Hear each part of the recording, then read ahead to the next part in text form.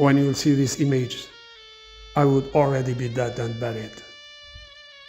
They will have killed me, so I am forever silent. But this video will be my testament and will hopefully help shed light on this shadow mafia, the sugar mafia. I hope my confession will alleviate some of the harm I have done. Here is my story. I was a special agent in the SIA, Sugar Intelligence Agency, a private intelligence agency whose mission is to spread the consumption of sugary products in the world by all means. With Irina, I formed a powerful duo that praises sweet products and obesity. We had become real stars on social networks. We had hundreds of millions of followers.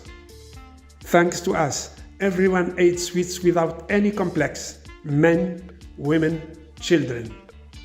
We managed the feat, unimaginable until then, to make women proud of their obesity, a real cultural change.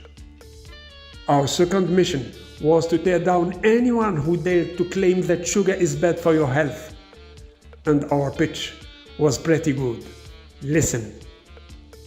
All studies that claim that the consumption of sugary foods and beverages promotes diabetes are based.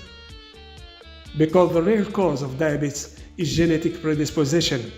We are born with or without a genetic predisposition for diabetes. Quite simply, if you have the wrong genes, don't blame sugar. So, don't feel guilty. Accept your history, your genetics, your body, and be happy. You must not submit to the dictates of advertising that reflect an image that is not yours. Don't play their game.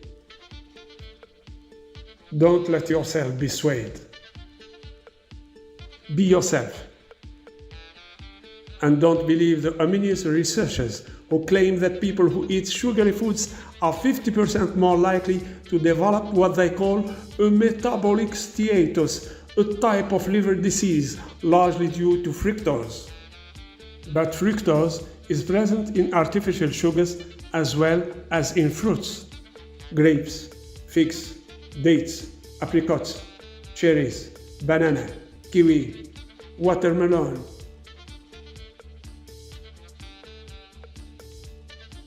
I always find the right words to wave at the must-proven theories. Even those who managed to scientifically demonstrate the link between sugar consumption and cancer couldn't stand up to me. To scientists who think that sugar not only feeds cancer cells, but also causes cancer to grow, here is my answer.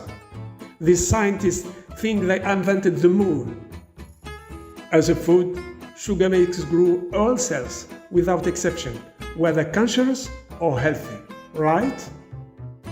I had managed to ridicule even a Nobel Prize winner who had demonstrated that sugary drinks would make your age. My answer was simply masterful.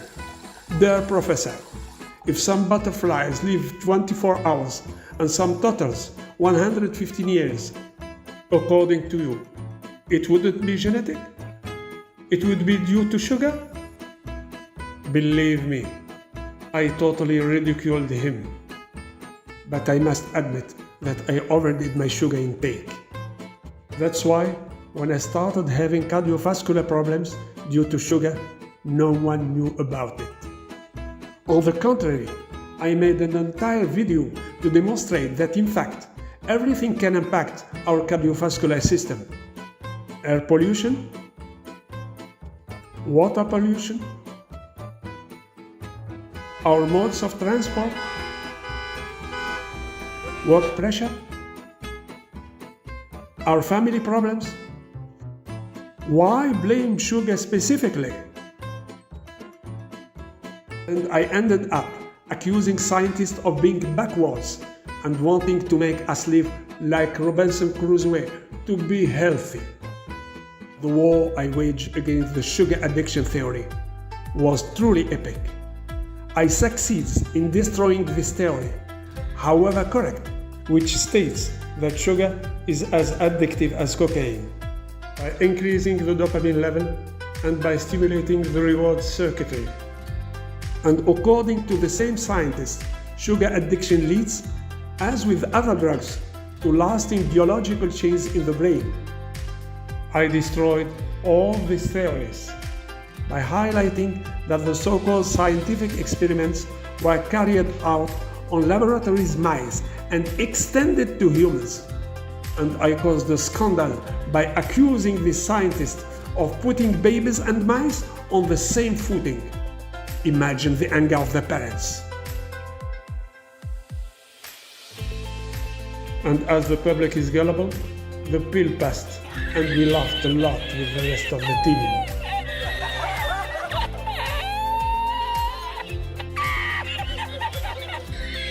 Then I took another step in my arguments by saying that sugar is the solution to the major problems of the century, and that was pure genius.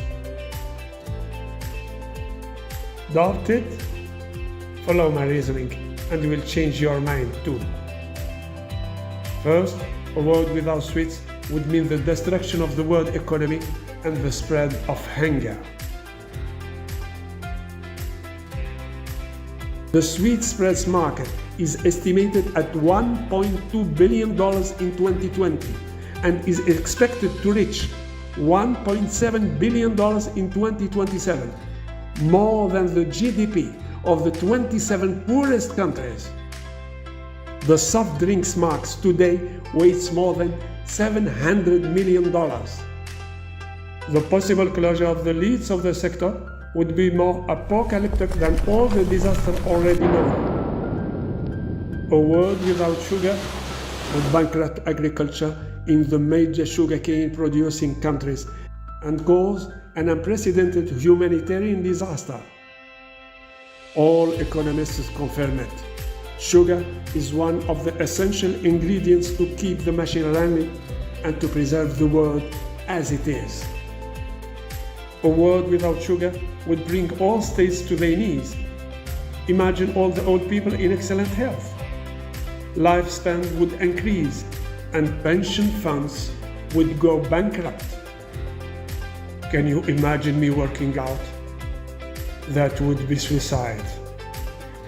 In other words, a world without sugar would sound the death knell of the end of the world, quite simply. The culture of sugar is so deeply rooted in our customs that it is no longer possible to imagine a party or a happy event without sweets. In addition, the market for sweets intended for animals now constitutes a promising strategic niche. Even your representation of ice cream has been shaped in spite of you by our marketing expert to make you fantasize. We even force you to talk about sugar when you talk about love. Remember the famous song of the Ashes? Sugar, oh honey, honey, you are my candy girl, and you got me wanting you. After all that, it became impossible to imagine someone addressing his wife in these terms. My dear pumpkin, I can't stop thinking of you. Because the pumpkin, despite all its nutritious benefits, doesn't make a lot of money. Sugar does. That's all I thought about sugar, in all sincerity. Our project within the SAA was to replace the consumption of water with that of soda everywhere in the world, and to replace the consumption of fruit with that of cakes, quite simply. But an event had just occurred which completely changed my vision of things.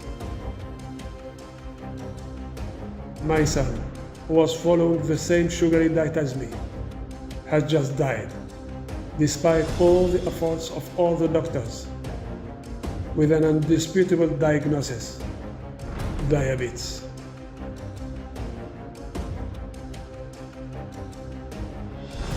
So I decided to reveal everything to the press and on YouTube. Because I have the names of all the real culprits, all the journalists we have bought, all the scientists we had corrupted, all politicians we had paid to turn a blind eye to the damage caused by sugar. But I have to hurry, because I have footsteps which they already know.